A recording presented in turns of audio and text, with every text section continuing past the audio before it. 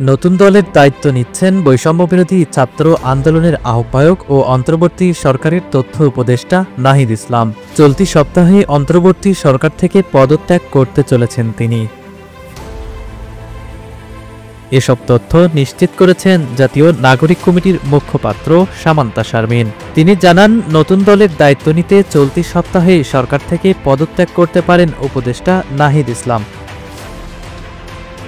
সাক্ষাৎকারে নাগরিক কমিটির মুখ্য সংগঠক সার্জিস আলম জানান, গণ-অভ্যুত্থান পরবর্তী গঠিত তাদের দল কোনো বিশেষ ব্যক্তি নির্ভর হবে না, গণতান্ত্রিক পদ্ধতিতেই পরিচালিত হবে সেই দল। নেতৃত্বে থাকবেন অভ্যুত্থানের চেতনা ধারণ করে এমন সব ব্যক্তিরা। চলতি সপ্তাহে চূড়ান্ত হতে পারে বৈষম্যবিরোধী ছাত্র আন্দোলন ও জাতীয় নাগরিক কমিটির উদ্যোগে আত্মপ্রকাশ করতে যাওয়া নতুন রাজনৈতিক দলের নাম।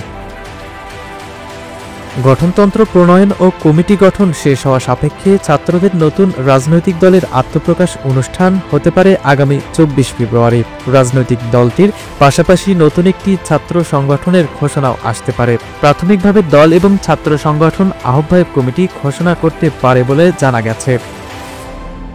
নতুন দলের আহ্বায়ক হিসেবে বর্তমান তথ্য ও সম্প্রচার উপদেষ্টা নাহিদ ইসলাম দায়িত্ব নেবেন। দলের দায়িত্ব নিতেই সরকারের দায়িত্ব থেকে পদত্যাগ করবেন তিনি।